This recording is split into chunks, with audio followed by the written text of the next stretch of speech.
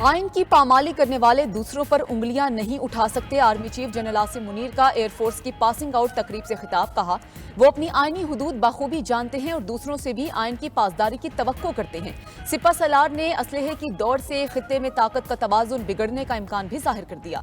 कहा कि दुनिया में तशद्दुद बढ़ रहा है। गजा जंग वाज़ेह मिसाल है कि जंगें क्या क्या मसाइब ला सकती हैं। कश्मीर में भारतीय जारहद पर दुनिया की खामोशी आज़ादी की आवाज़ दबा नहीं सकती। उनकी इखलाकी, सियासी और सिफारती हिमायत जारी रखेंगे।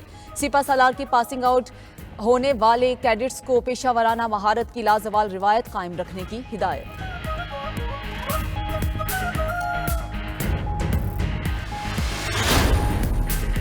हालात का मुकाबला करेंगे, किसी से खौफजदा नहीं। असद कैसर की बानी पीटीआई से मुलाकात के बाद अडियाला जेल के बाहर गुफ्तगू। कहा, बानी पीटीआई ने मुज़ाकरात का इख्तियार दिया है लेकिन अभी तक कोई पेशरफ्त नहीं हुई। मौलाना के साथ राबते में हैं, तमाम जमातों के साथ बात करेंगे। धांधली से मुतासरा हर पार्टी के साथ हाथ मिलाएंगे। जेल इंतजामिया के रवैये की भी मजम्मत। मामला अदालत ले जाने और असम्बली में उठाने का ऐलान।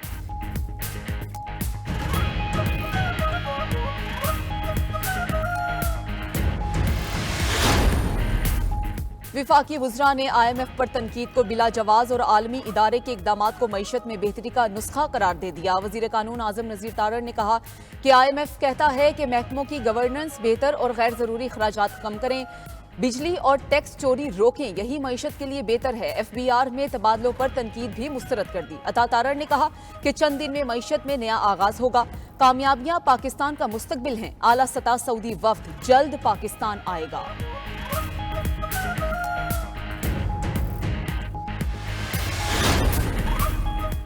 वज़ीर आला पंजाब मरियम नवाज की ज़ेर सदारत पोलियो और साइट बोर्ड का इजलास। सूबे में पोलियो के मुकम्मल खात्मे के लिए मुश्तरका मौसर काविशों पर इत्तफाक।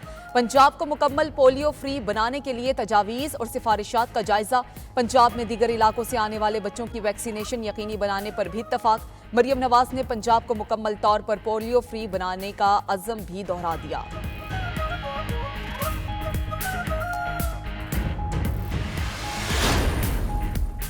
पाकिस्तान का पहला सैटेलाइट मिशन चांद पर भेजने की तैयारियां मुकम्मल। IQ-Q नामी सैटेलाइट कल 12:50 पर चांद पर भेजा जाएगा। पाकिस्तानी सैटेलाइट चीन के खलाई मिशन के साथ रवाना होगी। मिशन चीन के हेनान स्पेस लॉन्च साइट से भेजा जाएगा। IQ कमर का डिजाइन और डेवलपमेंट चीन और स्पार्को के इश्तराक से तैयार हुआ।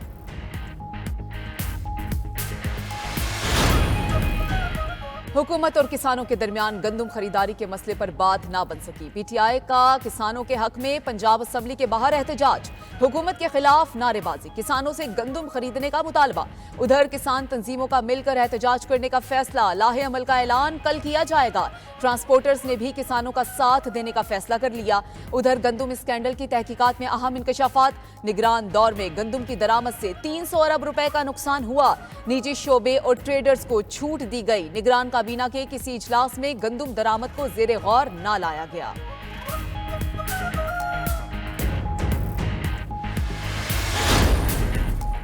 जमात इस्लामी का किसानों से गंदम खरीदारी के लिए पंजाब हुकूमत को 4 रोज का अल्टीमेटम। हाफिज नईमुर रहमान का 4 दिन में गंदम खरीदारी शुरू न होने पर वजीर आला हाउस के बाहर धरना देने का ऐलान। कहा, हुकूमत गंदम खरीदारी न करने का फैसला वापस ले, किसानों के मामले पर खामोश नहीं रहेंगे।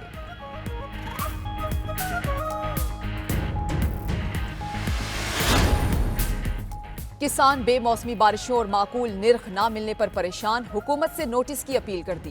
गोचर खान में बेमौसमी बारिशों से गंदम की तैयार फसल को शदीद नुकसान, कटाई का अमल भी ताखीर का शिकार।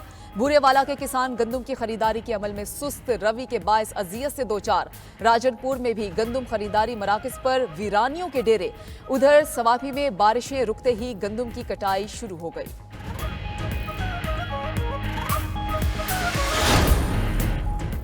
हज ऑपरेशन 2024 के दूसरे और आखिरी मरहले का आगाज। लाहौर समेत मुल्क भर के हज डायरेक्टोरेट्स में आजमीन हज की वैक्सीनेशन का सिलसिला शुरू।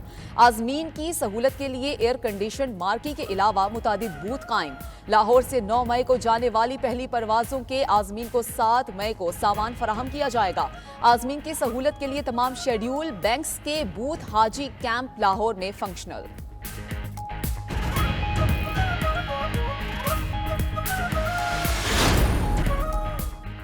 फैसलाबाद रीजन में गुज़श्ता साल की निस्बत 9 माह में टैक्स गुजारों की तादाद में 41% इजाफा, 2,86,874 नए टैक्स गुजारों का सुराग लगा लिया गया।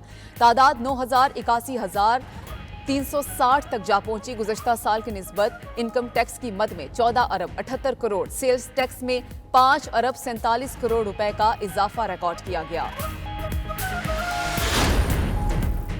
सिंध भर में 9वीं और 10वीं जमात के इम्तिहानात फिर मजाक बन गए। नकल की रिवायत इस बार भी बरकरार। इम्तिहानी मराकज में हलशुदा पेपर्स पहुंच गए। व्हाट्सएप ग्रुप्स में भी वायरल। तलबा खुलेआम मोबाइल फोन्स पर पेपर्स छापते रहे। सक्खर, लाड़काना, मीरपुर खास, जैकबाबाद और दीगर शहरों में नकल का बाजार गर्म रहा। कई मुकामात पर विजिलेंस टीम्स के छापे, तलबा के दर्जनों मोबाइल फोन्स जब्त कर लिए गए।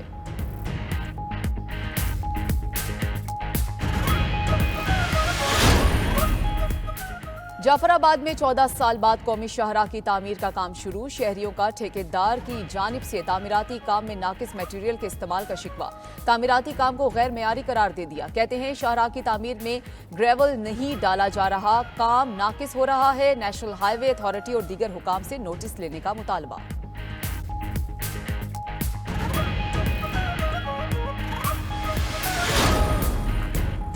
फसलों की काश्त के लिए अब ज़रई अराजी की जरूरत नहीं पड़ेगी। ज़रई शोबे की तरक्की के लिए हैदराबाद के नौजवान का इनकलाबी इकदाम। जरिए बगैर मट्टी, खाद और कम पानी हर किस्म की फसल उगाने के लिए हाइड्रोपोनिक सिस्टम तैयार कर लिया गया। सिस्टम के जरिए साल भर काश्त की जा सकेगी।